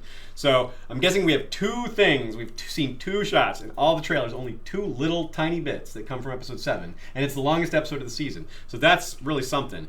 But there is a chance that the one or both of those is in this episode, but I really doubt that the box one is in this episode. I'm probably jumping ahead because that's probably next episode. But a thought that I've had, and this is connected to another thought I had that was mostly I was just having fun, but it is a legit possibility. The idea that Sandor or one of the 7 dies and comes back as a white. That would be, I could see that happening. And if it was Sandor, that might set up not just Clegane but zombie Clegane. But another thought that started to enter my mind, especially when you think about how Cersei said something along the lines of, we've got to handle this like our father would. She seems to be like at least considering this armistice with Dany. Mm-hmm. And if she does, she might do something underhanded in the midst of that. And I can imagine one of the things she does, if Jon comes back, so let's say Sandor isn't a zombie, but it comes back as part of Jon's party to present a zombie to Cersei. She might have Sandor seized, and he might win a trial by combat, and he could fight the Mountain. I think that's maybe a more realistic way that we get Clegane Bowl. That makes sense, but I do agree that it does give me hope for Clegane Bowl, even if it would be a weird both zombies Clegane Bowl. That's fine. I mean, one of them's already dead, so. And the other one was left for dead, So. Yeah, absolutely. We've got a bunch of questions that we'll get to in a minute, but Sean and I are going to do some Worry of the Week action. More so than normal, we have plenty of reasons to worry. I mean, you got 7 dudes going beyond the wall, like the most dangerous place in all of that we're aware of, I've pointed out many times, people that put themselves in harm's way, people running out into battle with swords, they're higher on my list of people than people, traveling to Old Town or reading books or, sitting on thrones. Those people are a little less likely to die than a person in battle with a sword. So, yep. And there's a lot of ways to steer our worries, right? We've talked about this a good bit already, right? But yes. I think all the worries at this point are coming from these 7, right? The most significant worries are coming from these 7 characters going on beyond the wall, which is, it's easy to draw these parallels to the Magnificent 7, which, by the way, in that movie, 4 of the 7 die. And so that's kind of got me thinking about which 4 will die, not which 1 or which 6, I would think that's what's in my mind. Also, keeping in mind that some of them might die and come back. Jon and Beric have a precedent set for returning from the dead, so as long as Thoros doesn't die, but maybe that's all the more reason to be worried about Thoros. Maybe he needs to die to eliminate that potential of bringing other people back. In the short term, at least. Maybe Melisandre does it later on or something, but the fact that we see Sandor with Gendry's hammer, or with a hammer that is most likely Gendry's hammer, that puts him at the top of my list. Gendry's at the top of my worry list. And I think that Beric and Thoros are next because I think that I have this feel that they're sort of going through the motions of their demise just because it's their destiny in the same way that Jojen did. Jon is the one that I think I'm least worried about, although not worried about. I just think that if he were to, quote-unquote, die, that he would be brought back. That's what I think about Jon.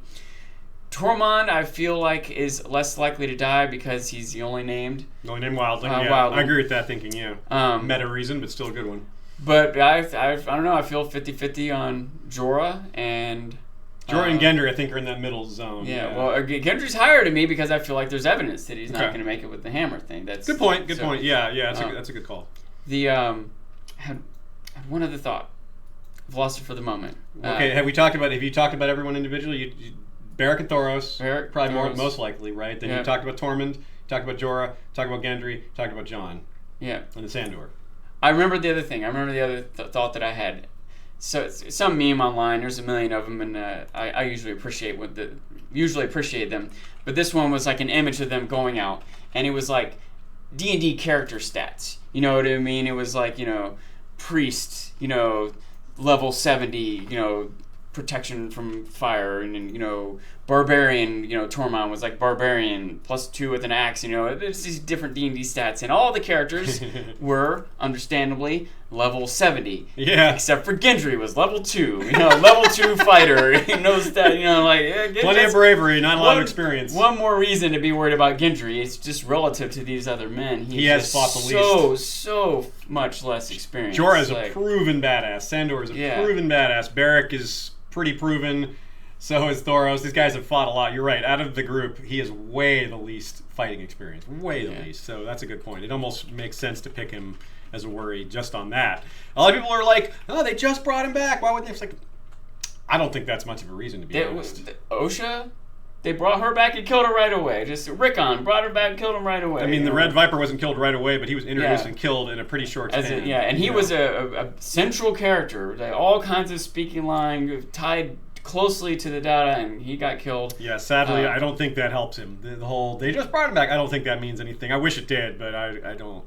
I want Gendry to live. I want Gendry to be Jon's buddy. Yeah, how long was Lysa gone? Comes back, gets killed. I don't know. I'm worried about that too. Here's a super chat from Nancy Groth. Thanks again, Nancy. Would the presentation of a white Sandor be more persuasive to Cersei and Qyburn since they already know and recognize him from before? # zombie Clegane Bowl. Yeah, I mean, do they even need persuading? Like because they already have the mountain? I mean, this wouldn't necessarily persuade them. There's a whole army. And I think they're looking at this as an opportunity, this armistice as an opportunity to make moves rather than, the right thing to do, because this army of the dead is going to invade everyone. Because I think this is how Cersei is looking at it. Cersei is like, I don't care about the army of the dead. Not because she doesn't think they're a threat, but because if she loses to Daenerys, she's going to die. If she loses to the Night King, she's going to die. Either way, she's like, it doesn't matter who kills us. We're either winning or we're losing, and there is no middle ground. So we're either going to deal with this or we're not. And I don't think she thinks of the Night King and the Army of the Dead as somehow a greater threat than Daenerys. So she's balancing both of them equally, whereas someone like Daenerys cares about the realm, cares about the people living in it. She has to put the Night King as a higher priority because she cares about the human beings living in the realm, whereas Cersei does not. All right, so here's a series of thoughts, if I can get them all together. Cool. I pretty much agree with everything you say, but Cersei might still realize that in order to survive one threat, she might have to compromise with another one. Perhaps, yes. So I don't think she's... Just to jump in real quick, but I don't know that one white will really move the needle. Well, I think it might move the needle. That's the other thing I was going to say. Persuading her is different than being more persuasive. Okay. Does that make sense? Maybe this starts to persuade her. Right. And I do think it would be more persuasive, like we considered the idea... the appetizer. Right. Just like we considered the idea of Jorah dying having more impact on Dany. The impact of a character that Cersei knows being a white is more impactful than a random white. Does that make sense? Yeah. So, Okay, so So you said the Magnificent Seven, 4 of them die or 4 of them survive? 4 of them die. 4 of them die, okay. Well, I'm not sure. Obviously, there's no reason to exactly pick it like that. But let's say if it's 3, I'll pick... If 3 people die, I'm going to say... not Jorah, Thoros, Beric, Gendry. If 4 people die, I say the 4th one is Jorah. And so I think my most likely to survive, Jon Snow. Second most likely to survive, although maybe he dies and comes back, Sandor. So what I mean by die is, has their story continue? Right? So whether they are resurrected or not, Sandor is the next most likely to make it out of the North as a functioning being that still has his own willpower. Yeah. And then, so I'd say that's how I rank them. I think Jon first, Sandor second, Tormund third, Jorah 4th, Gendry 5th, Thoros, then Beric. I think Beric is the most likely to die, followed by Thoros. So that's my reverse order. And out of that, beyond that, someone, I guess Bran's now a worry now that after that suggestion. Yeah. That's a good suggestion. That did not occur to me. Hopefully that wasn't a suggestion based on leaks, but hey, it's a good, it doesn't have to be. Obviously, it's a very good idea. I think that's a reasonable guess. It doesn't, we're always worried that someone's doing that, but I don't think a super chatter would do that to us. So spend money to spoil us. Like, come on. I will point out there is a reason. I'm not like adamantly arguing for this, but I think there are a couple reasons to suspect that it might be that they might mirror the Magnificent Seven. And the first reason is that it is a pretty big part of our culture and has been for generations. That movie was even based on the Seven Samurai before. And Akira Kurosawa, with his other movies, inspired a large percent of the early westerns. Pretty much all the Clint Eastwood spaghetti westerns were all inspired by Akira Kurosawa. We're getting a little movie history lesson here from Sean. Yeah, and I can imagine writers and filmmakers, even if they don't realize it, are coming out of that piece of culture that's part of our collective conscious. You know what I mean? And now, for them to specifically decide to make it 4 out of 7, I think they would have had to watch that movie and decide that. But I can't help but wonder if between George and D&D, they chose to have 7 characters here, not 5, not 9, you know. And And now add all that. This is what really makes me believe it more specifically, is that at the end of The Magnificent Seven, Yul Brynner's character, I think his name is Chris, makes a speech that's very, very similar to the voiceover we get from Beric in the trailer. Beric says something along the lines of, "Death we fight against every day. We can't beat the enemy. We lose to him every time, but we have to fight anyway." And Yul Brynner's character says something along the lines of, "We lost. Like, the farmers won. You know, we're trying to protect this village, and so they won, but we lost. We always lose." And the idea of, Yul Brynner saying we always lose and Beric saying that death always wins, they're close enough parallels when we already have the Magnificent Seven parallel. Maybe it is, but I just don't think. I think that there's more design and thought put into these things for that to just be a pure coincidence. Okay, interrupting this talk just for a second, we got a super chat from Ray West. "Did I miss you guys discussing the ridiculousness of an annulment, how we learned about it, and the ramifications of such a thing on the entirety of Westeros?" We haven't really talked about it this episode, although we did have a question pulled for it, so we may as well talk about it now. And for what it's worth, we did talk about it quite a bit in the last episode. We talked about it quite a bit on Monday and on Thursday with Radio Westeros. Lady Gwyn knows more about R+L=J than the rest of us, so it was a very valuable conversation that we had with her on Thursday. That's up in both podcast and video form.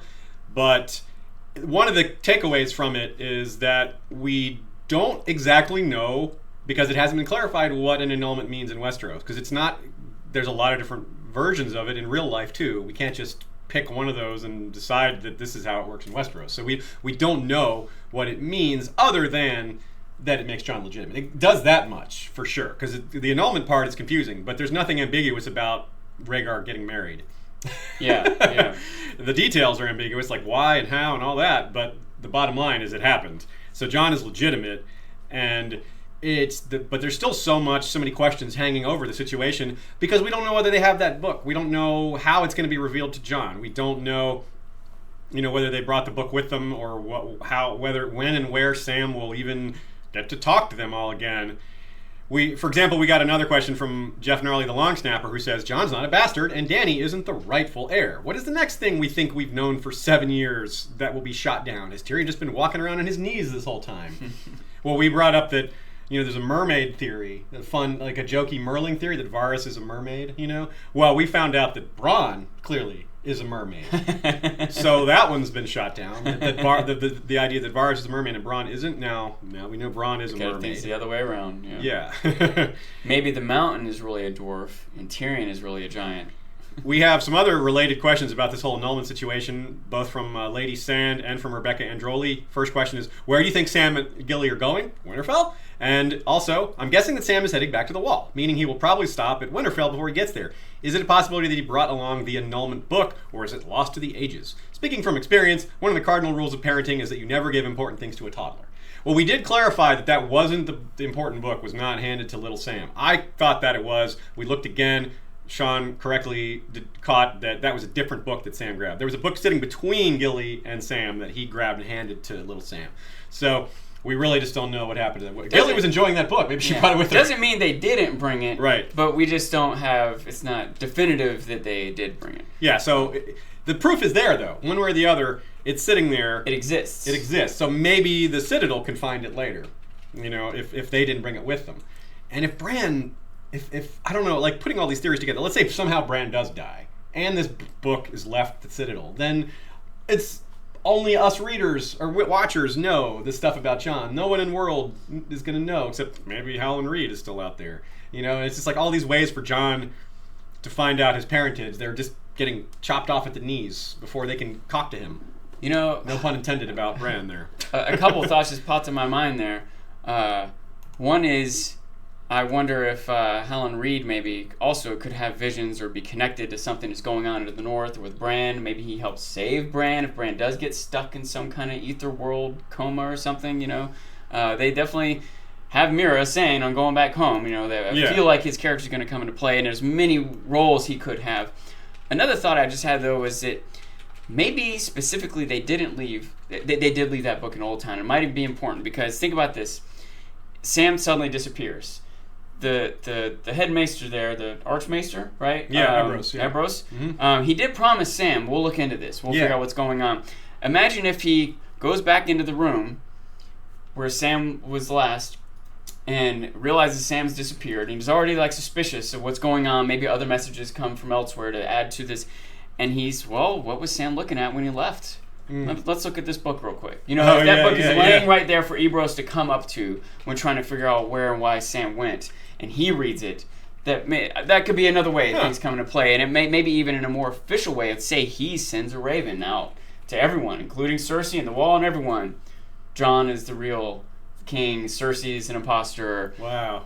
And we also just had Sam tell them, everyone trusts you guys. I was going to ask, whatever you tell everyone, they're going to believe you. You think that's foreshadowing? Maybe? Yeah. That Sam's saying, maybe the Maesters, maybe that's a new Chekhov's gun, Chekhov's book hanging over, Chekhov's Maesters hanging over. Yeah, because if that could, that's a really good point, thinking of that as a setup for something that they will use their power for to convince everyone of, something they will get everyone to listen. I mean, if the Walkers are just invading the North and just wreaking havoc and riding an ice dragon, then it'll be a lot easier to convince people. But still, if they haven't seen it yet, it's not like they have cell phone cameras to hey, look, see a real ice dragon, folks. They just have regular cameras, not cell phone cameras. Right. Like savages. And just like vampires, White Walkers don't show up on film. You take a picture, it's just like a sword standing there in midair. All right, so. By the way, another thought that I had way back, it's a little out of context now, but what if, let's say Jon does get killed and comes back as a white. How different is his nature when he comes back? Like, so far, Northern whites, there's a lot of questions, and it's hard to figure out because it's happened in different ways. Like, we saw the one come back that seemed to be at least on the wall, if not south of the wall, that attacked Jeor Mormont, right? And we have Benjen, who's north of a wall, who seems to be speaking and planning and operating. He's not like mindlessly droning around like a zombie under control of the, you know what I mean? So there seem to be different scenarios or states that the whites could be in. And I wonder what Jon's will be if he died. That's a good question. We have a super chat from Pegleg Pete 1. Thanks, Pegleg Pete. Recognize your name from prior super chats and comments. Gilly should be reading to Sam every mile to Winterfell, he says. That is a lot of miles, and yes, I agree. Can we get an extra episode? An extra season. Just that? Yeah. I would take that. Just on the road with Gilly and Sam. That's the spin-off. They could stop off and get fed by hot pie. Traveling through Westeros, reading all the books. That's the theme song, right? We've already written it. Okay, everybody, we're sending that to HBO. That idea, it's a new spin-off idea. Series, yeah. Right up there with Cooper and Darnell. Now, back more to this question, though, like, there's a lot of reasons I think Sam's default primary destination is the Wall, right? That's where he came from. Yeah. That's where the trouble is, et cetera, right? But on the way, there's several places it would make a lot of sense for him to stop off. One is Winterfell. Although that's farther away. He might go to Dragonstone, especially if there's a collection of characters there that he might care about or want to interact with. But the dragon glass is there, Yeah. Now, maybe that's not on him and he needs to get to the Wall first. Other people will take care of that.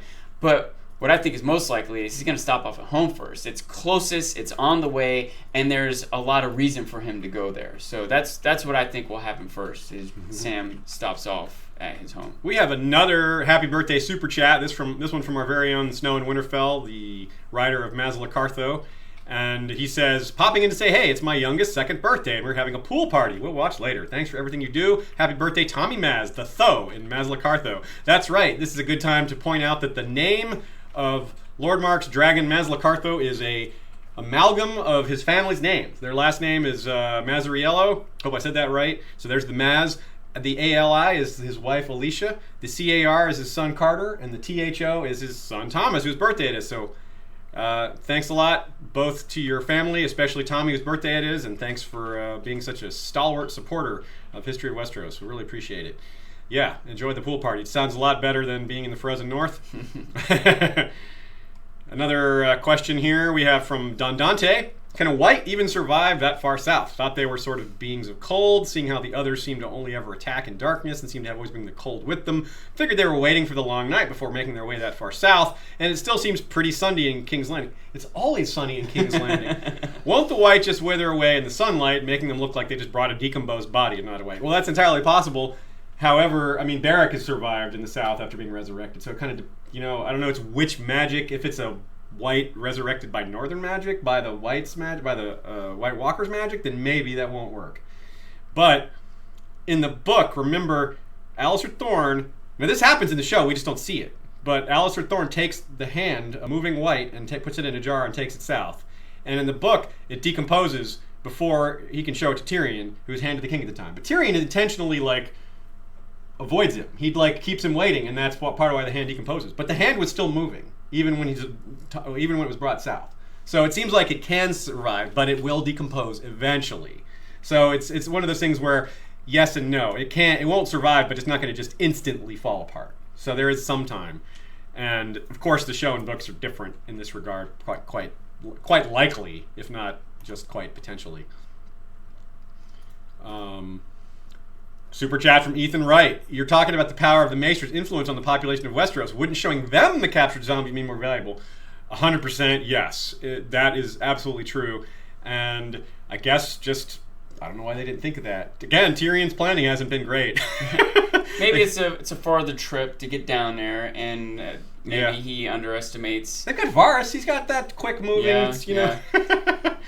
Also, it might be enough if whatever Maester is in King's Landing send message to Old Town. First comes from the north, now it's also coming from King's Landing. At that point, they'll believe it.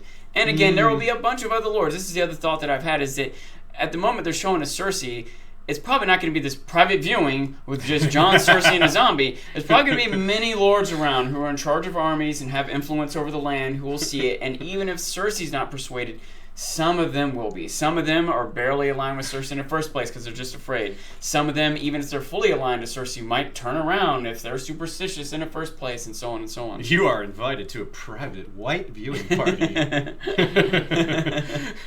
RSVP as soon as possible. Space is limited. Here is another question from Lady Jane Celtigar, wielder of Painkiller. Actually, these are more observations rather than questions, but she also wants to thank us for using her meme on Wednesday. We used that role-playing meme of the 7 companions showing their different stats and special abilities, which was good times. Her first observation is that, isn't it interesting that the Dragonbones are witnessing a lot of important conversations, almost as if they were like werewoods? That's kind of cool, yeah. It's like having a conversation amongst the werewoods is like the old gods are listening. Having a conversation amongst the Dragonbones is like, that's a really cool catch. I mean, I don't know that we can say much about it other than it is a very clever arrangement, a good choice by the showrunners or the writer of that episode to couch it in these terms. I really like that. That's clever. She also says, my second observation is that Qyburn's raising of Ungregor is paralleling Nettle's taming of Sheepstealer, which at first you can say, what do you mean by that? But she goes on to explain. We are told that those with the blood of the dragon are the only ones that can ride dragons, but then we are told that Nettles, through the method of feeding him sheep, gained his trust and acceptance. So we are left with the question of how is the dragon taming really accomplished? And that's a good point, because I think a lot of us looking at this case of Nettles and Sheepstealer as someone who maybe had dragon blood, but clearly got the trust of the dragon by normal, mundane, get this dragon to like me means nothing about dragon blood. Which might mean that you don't have to have the blood of the dragon to ride a dragon, or it could be showing us how the dragons were tamed initially, especially because the original Valyrian shepherds were sheep herders, is what we're told. So that really fits in with that whole legend. But in terms of relating it to this, we're told over and over that magic is what raises the dead. But then Qyburn does it using seemingly scientific methods. So in this case, what we're seeing is the parallel to magic means of bonding with dragons versus magic means of raising the dead, as compared to magic means of mundane means of bonding with the dragon versus mundane means of raising the dead, like the science of it. That's a really cool catch. That, by the way, Lady Jane Celtigar, you've had a lot of great observations like that are just from history that I never would have thought to catch something like this. And and I think I've caught some cool things over the years, and that's really cool. I love that you're paying attention to history because that's awesome. Obviously I love that. I wonder if it could be. We mentioned a little bit the parallel, again, without trying to get too political, but the idea of how the Night King and Winter Coming could be representative of like global warming, and in the same way that the Lords of the Land are kind of ignoring with this problem that other people, it seems so obvious to, that then what maybe seems to be happening with the environment in the real world, Yeah. I wonder if there's maybe a parallel here with what in the past has always seemed like a magical thing, like taming dragons or raising the dead, but now Qyburn maybe seems to be doing it in a scientific way. In the past, the idea of like speaking to someone telepathically would have been this mystical, magical thing, but now we do it with our special phones all the time, So I wonder if technology is a thing that's going to rise in Westeros that might supplant some magical stuff, It's entirely possible. Super chat from Jacob Morley. What about Sam's horn? We saw that he still had it on the ship to Old Town in what? Season 5, 6? Yeah. Who will blow it? Is it even still relevant? I really wonder about that too. It is kind of a forgotten point, and you'd think that if it was going to matter, they'd bring it up more. If he's bringing it back with him, and if he's going to Winterfell, then maybe it gets back into a place where it shouldn't be. But I wonder if it's just something that they put in the show because they weren't sure how they were going to deal with it later. Because it does seem like it's going to matter more in the books than show. And maybe the showrunners weren't sure how they were going to handle this business of the horn or whether they were going to use it at all. So they kind of kept it on the fringes. But now that it's coming down to it and we still haven't seen it referred to, I think they've decided not to use it. But I think they maybe, when they first introduced it, they were of a mind to maybe use it. And now they're not going to. I feel like if we see it or hear it referenced in this next episode, then we're like, oh, there it is. But if not, it's probably done. Yeah, you mean hear it like you're... hear them, right? Hear them, yeah, that was bad. Even for me, that was bad. Question from new patron Codfish the Steelbender. Nice name. Must a White Walker or the Night King be nearby in order to raise the dead, or does anybody who dies north of the wall automatically rise as a White? If it's the latter, why go through all the trouble of hunting down an army of the dead when all they really need to do is take somebody on the death row outside the gates of the wall, kill him, and then let them rise? Yeah, it might be that simple, but I don't think so. I mean, we saw at Hardhome, there were a bunch of bodies just lying there, and then Night King raised them all up, so it didn't look automatic to me. It looked like he had to actively make a decision to do that. It looked like it was kind of easy for him. But it didn't just automatically happen. But he wasn't there when the White that attacked Jor came about. That is very true. It's if maybe they put some sort of sleep command on it, to wake up later. But yeah, no. The fact is that we don't quite know how this works, and that it might work in multiple different ways. And his power may depend on like how cold it is. Maybe he's stronger when it's dark, and that's why they've been waiting so long for real winter to really come and overtake things. So that their power is at its maximum.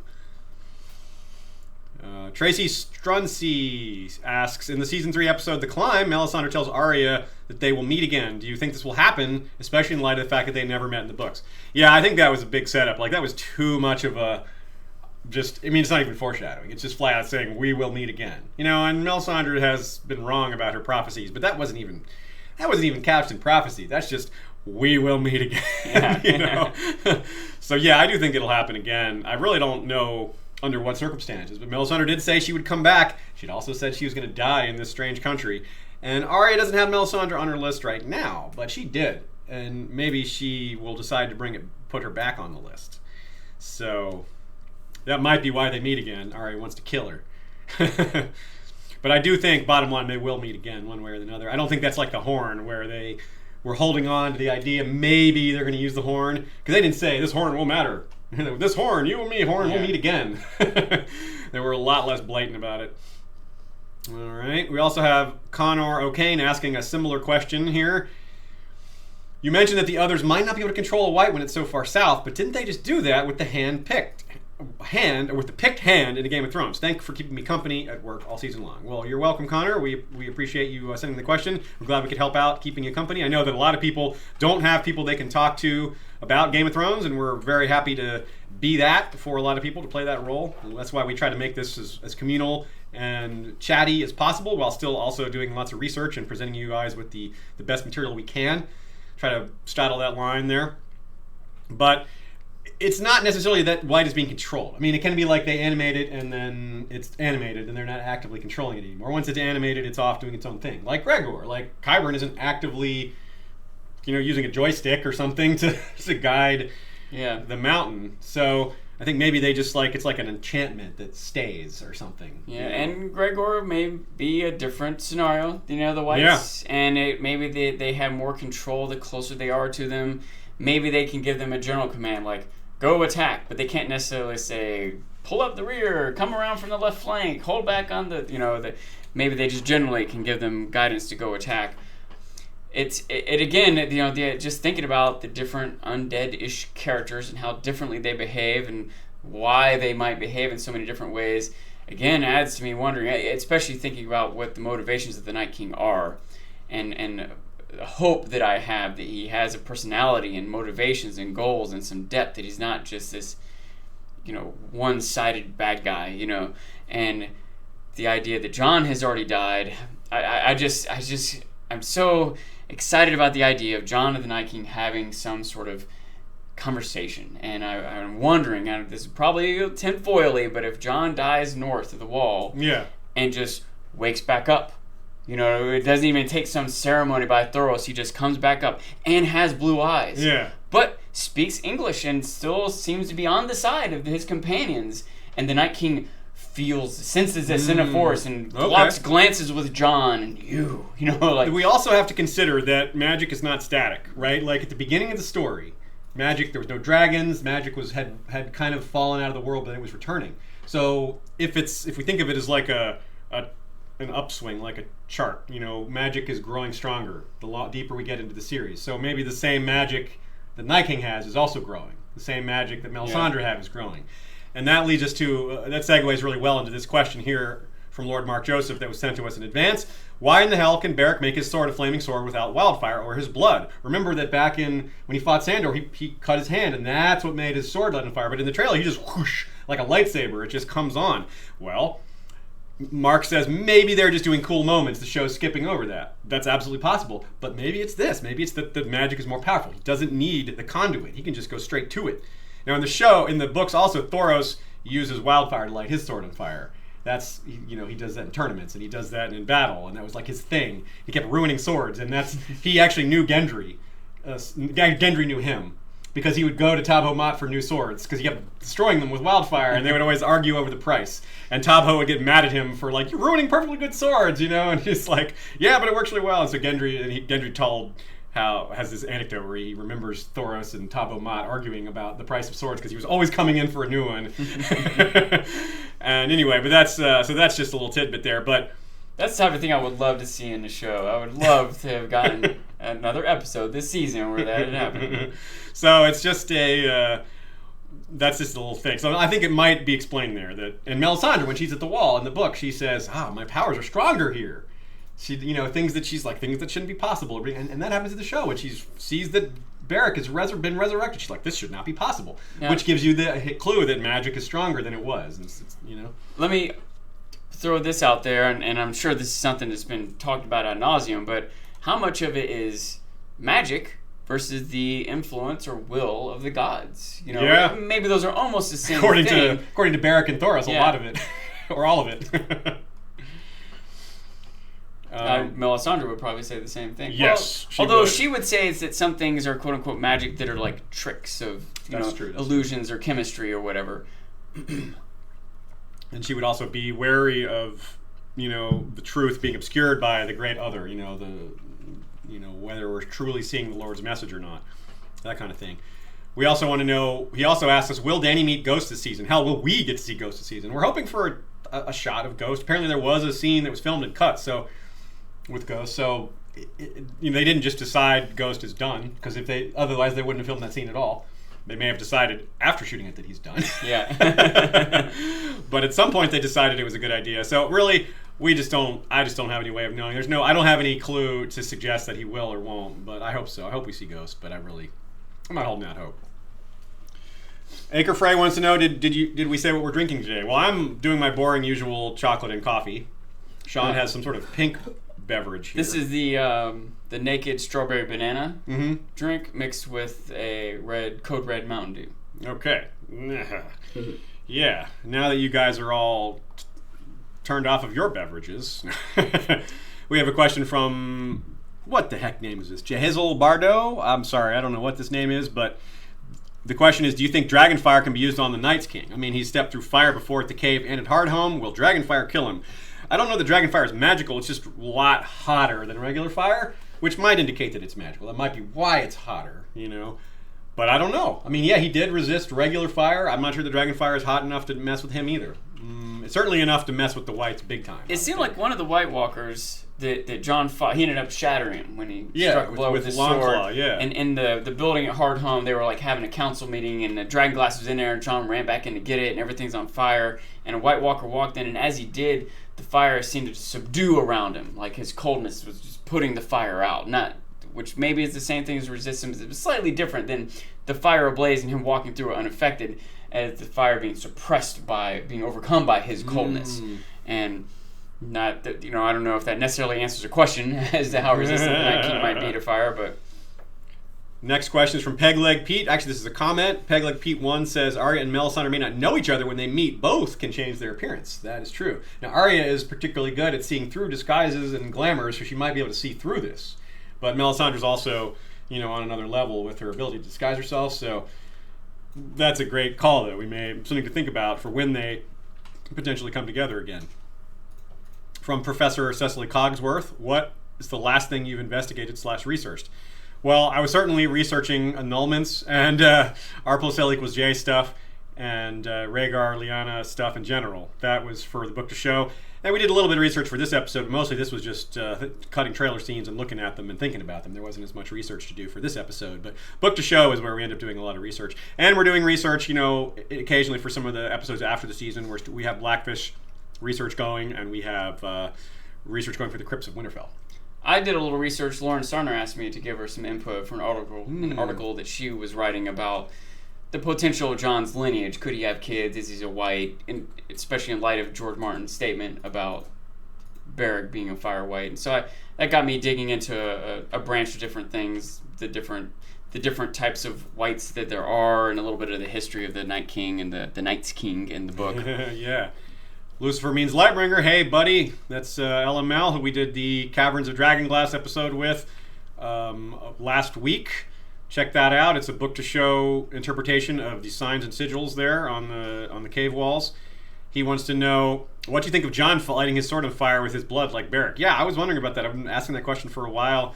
I don't know if he wants to do that because it'll mess up his awesome Valyrian steel sword, or if he doesn't know he has that power. It might not mess up a Valyrian steel sword. It might not. Thoros probably didn't have any of those that he was messing up. No, that's a good point. It's also not something you'd want to experiment with. Does this ruin Valyrian steel? Oh, yes. Well, damn. Test it with the dagger first. Danny Jeter, when the wall comes down, do you think they will have an epic scene of all Westeros feeling the continent shake? Well, if the wall does come down, and I've certainly predicted that, you would think that it would be felt far and wide. Especially even if none of it melts. If it melts, that's a whole other problem. But it could be a flood and an earthquake. Yeah, I do think that's a loaded question. When the wall comes down, etc. As soon as the wall comes down, I think a segment of the wall will open up, maybe even come down. Because that's even a thought that I brought up before. That the idea of the wall coming down would just be this catastrophic natural disaster that might just destroy all of Westeros. The volume of water tied up in the ice in the wall. But someone suggested, well, maybe it falls without melting completely. But it's 700 feet high. If it falls, now it's only 400 feet high. It's still a freaking massive wall. Yeah, I was wondering, one of the reasons it's so tall. I'm trying to say high and tall at the same time. And, if you think back to, World War Z, when they had just the zombies piling up on each other so that they can reach over a wall. I was like, well, you'd need a lot of zombies to go 700 feet here. Yeah. But I guess it's possible. That's one way around the wall.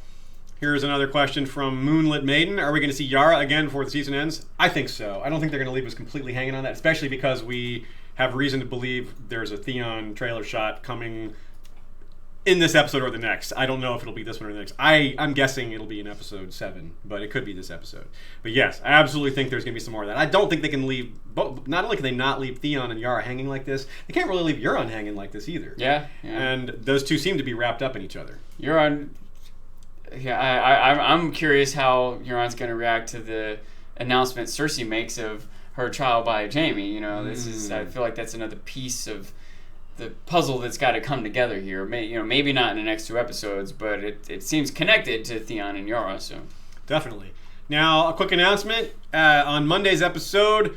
Sean and I, and possibly Shea as well, are going to, after the credits on Monday's episode, we're going to have a fun chat about non-Game of Thrones stuff.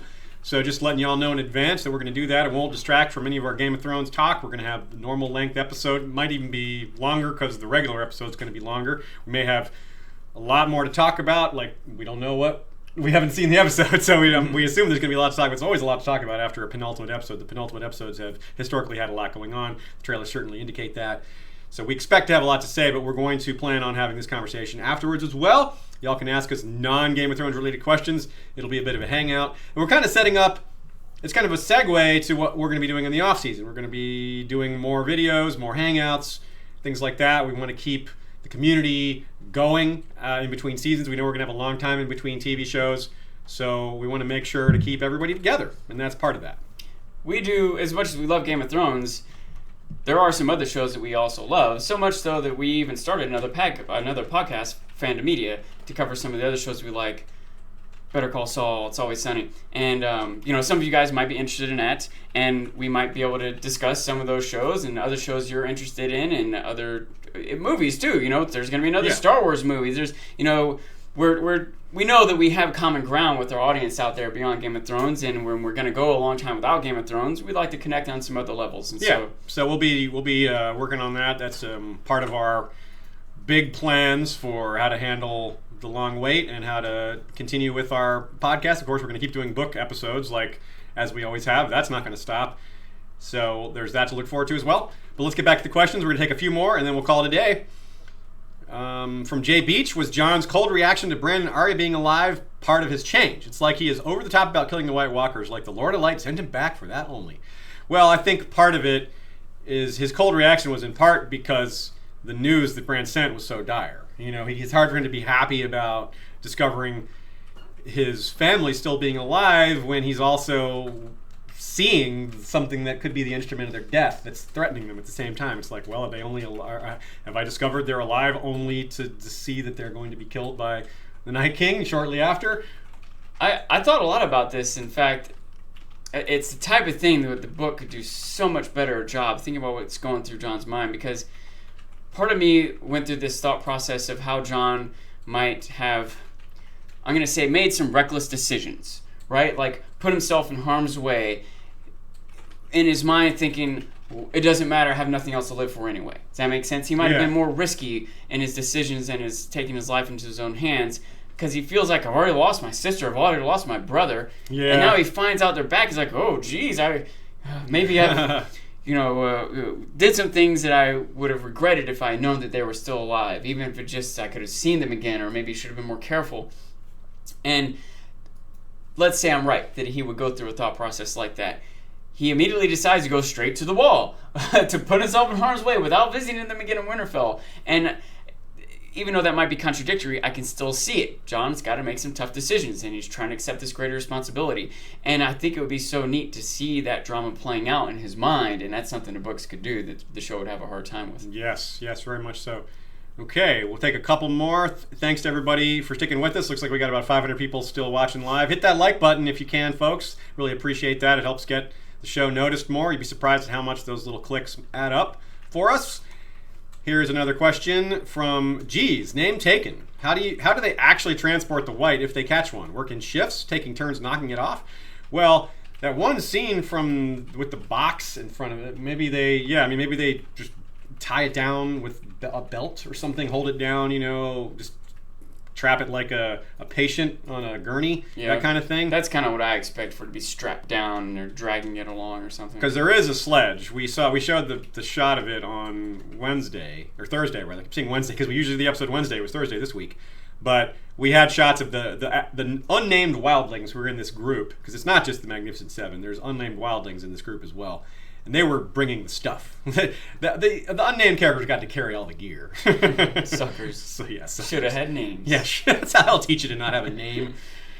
Question from Leslie Powell. Not sure anyone has asked who will wield Heartsbane. Sweet irony would be Tormund because of Rand Tully's disdain for the wildlings. It's got to be someone big because it's a huge sword. Sam's pretty big. Sam is pretty big, but he is not good at fighting.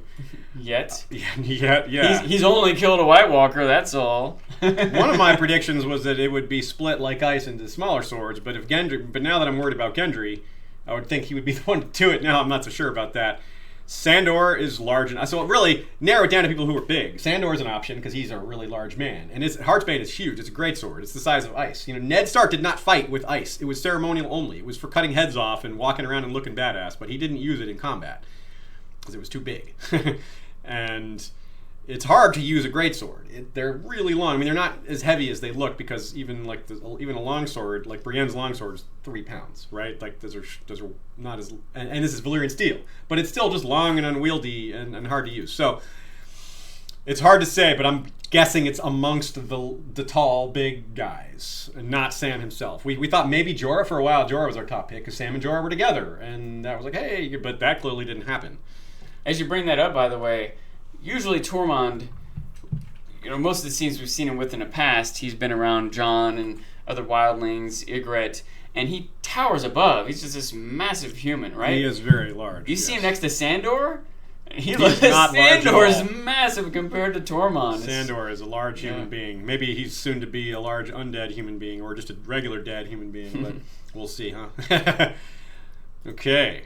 Looks like I got one more question. I think this is a great question to end with. This question comes from Danielle Bakuyo. Sorry if I said that wrong. Has anyone proposed the idea that the original White Walker created by the children was a Stark? It makes sense given their close proximity and explains the connection between the Night King and Bran/Jon. By anyone? Yes. And a very important person has proposed the idea that the original White Walkers were created by the children, and that is Old Nan. Well, not that they were created by the throne, but they was a Stark. Right. No, I'm saying Old Nan flat out says in the book, some people think the original Night King, that the Night King was a Bolton or a Woodfoot, or but no, he was a Stark. Oh, Old Nan. She flat out says it. So Old Nan has proposed the idea. So that is something we should take very seriously. Old Nan stories probably have a lot of exaggeration in them. They've been, it's like the game of telephone over the years. These tales grow on the telling, but that's not something that gets exaggerated. That's either true or it isn't. If the original Night King was a Stark, that's not something that you can exaggerate. It's either true or it isn't. I mean, the story can become untrue over time, like the legend could become false. But that's not something that grows, right? That's either a fact or it isn't. And I think it's long been suspected. I absolutely agree. It makes sense, especially if, and this is why people in the book think that there is no boss other called the Night King, that Jon is Night King. And that's because he was a Lord Commander of the Night's Watch that became a king. So let me ask this, and I a lot of times when you ask the question, have you ever, blah, blah, blah, well, ever? Probably once, but has ever before there been Stark and Targaryen blood mixed? Stark and Targaryen blood? Well, which is what Jon would be. Yeah, no, it hasn't been. The Starks have never married into the Targaryen line. There was supposed to be a marriage between Stark and Targaryen during the Dance of the Dragons. To get the Starks to be on the Targaryen side, because there was a civil war, to get on one side, there were two Targaryen sides. To get on one side of the Targaryens, which was the Blacks, there was the Blacks and the Greens. The Blacks, the Crown Prince of the Blacks flew up to the north and was like, hey, join us, and they're like, well, marry us and we'll join you. And he's like, we don't have anyone. We don't have a princess for you, but we will give you one later. We promise you a Targaryen bride later. And there was this story of him leaving an egg behind, or his dragon laid an egg up there, blah, blah, blah, and it's never been fully explained. But that marriage never happened because that side lost, and they were all killed off. There was no princess for them to give. So that marriage never happened. It was called the Pact of Ice and Fire. It had this really tight name. The Pact of Ice and Fire makes people think of the pact between the children and the first men, which may have been referenced in the cave there with Jon and Dany, and may have referred to the children and the first men not only agreeing to stop fighting each other, but agreeing to fight their common enemy. Yeah, I realize a lot of my thoughts and speculations steered toward this showdown between the Night King and Dany, the representatives of Ice and Fire, and that Jon is both, and that's why my mind is so settling on this idea of Jon mediating between the two, that the Night King will speak and he will say, no dragons in Westeros. And Jon will have to tell Dany, you can't be here, like that would be something. Wow. Okay, well, I think that's going to do it for today. We went a little longer than usual, but we also had a late start thanks to our cat turning off the stream. Anyone tuning in late missed that bit of craziness, but you never know what a cat's going to do to your live stream. Apparently, we've learned a new thing that a cat can do to our live stream, and, well, that's life. It's on the less cute end of things that they can do. Yes, it's more of a bad Lannister lion than a cute little cat this time, but we still love him. He's not going to get punished for that. He's innocent. Anyway, thanks again to Ashea for running production for us. Oh, and here he is. Who can hate this little guy? Look at this. Look at this thing. This is the cat who turned the stream off, sitting in his little box. You all forgive him, don't you? Look at this little guy. Look at that. Look at this. This is amazing. Okay, folks. So that's all we have for today. Thanks again, everybody, for showing up. Thanks, everybody, for again. Really appreciate y'all braving the leaks. I know that just being here today, you risked hearing things that you didn't want to hear. We really appreciate supporting Westeros history in light of all that. And thanks to Sean, of course, for his beardly wisdom and excellent commentary. And we will see you guys on Monday. Enjoy the episode. Cat unboxing live stream. Someone said. Top comment. That's awesome. Okay, guys. Yeah, we'll see you Monday. Enjoy the episode. Hopefully it's as epic as it's being built up to be. And hopefully you can all survive another 28 or so hours without being leaked on. I love to say it that way. Don't get leaked on. Stay dry. Stay thirsty, my friends. Valar unleak us. Valar good luck us. And we'll see you Monday.